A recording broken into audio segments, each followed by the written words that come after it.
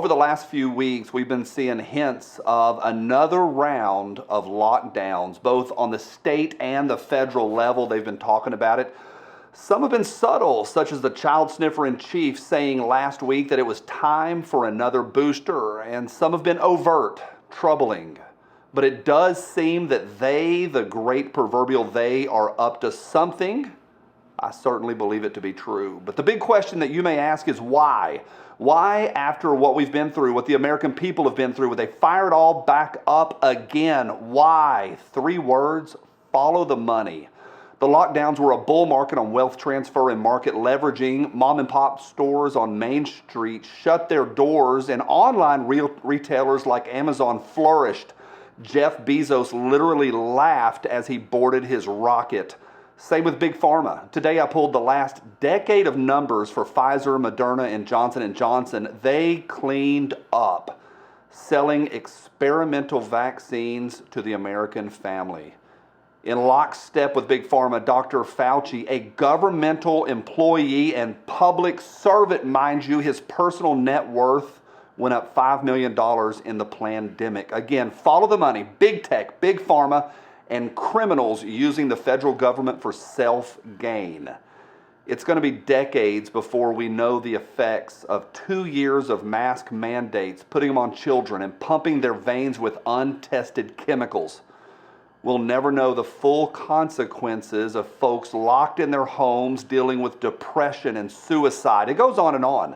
Social, financial, spiritual, and physical difficulties heaped upon the American people.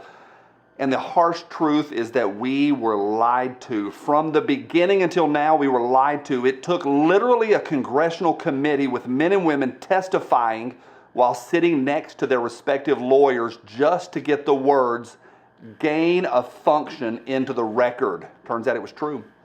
So as these whispers of a coming second lockdown continue to trickle in, I want to read to you a statement that the fraud president gave 2 years ago. Now remember, this was the fall of 2021 as folks were literally losing their jobs for refusing an experimental vaccine, and 24/7 they were demanding, the media and the White House, for us to get in line. Here's what that dirty old man said, quote, "For unvaccinated, we are looking at a winter of severe illness and death. If you're unvaccinated, for themselves, the families, and the hospitals that they'll soon overwhelm.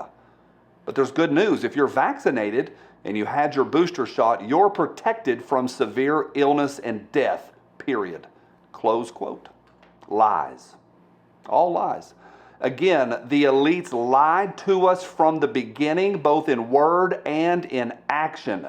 They forced school children to wear masks, yet exempted themselves. They posed for pictures and photo opportunities, grinning while preschoolers behind them were forced to breathe their own effluence. The elites ate out at restaurants. They had unmasked public parties at night, and by day they hounded the microphones demanding compliance with their mandates. They shut down public parks. They filled skateboard parks with sand, and they closed public beaches outside. And they made healthy athletes wear masks while they played games. Healthy athletes. They demanded that we follow the science, yet they offered not one shred of scientific data.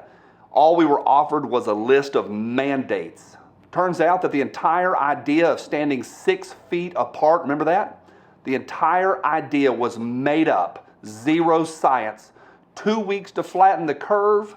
Lies. They traveled while we were banned. Put fact checks on us. A lot of fact checks right here on this platform. I cannot emphasize this enough. The fact checking, the shadow banning, the lies, the message control that we saw was literally the levels of the Third Reich. Lockdowns for me also got super personal. In 21, I got the Delta variant. My doctor wouldn't see me, said he was following CDC guidelines. I asked over the phone for ivermectin, was told no, that I should drink juice, stay at home, and he wouldn't see me. 11 days later, my oxygen was in the mid-70s. I was almost gone. That's true. Y'all don't know that. I was almost gone. A pair of rogue Patriot medical guys saved my life with ivermectin. Joe and JC, thank you for not following the CDC. 20 and 21 were bad for all of us. For all of us. Still feeling the effects.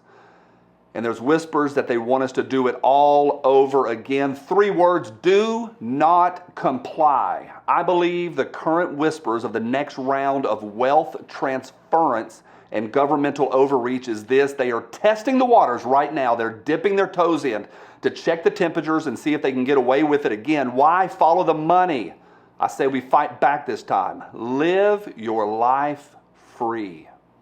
Ignore local, state, and federal mandates. Do not comply.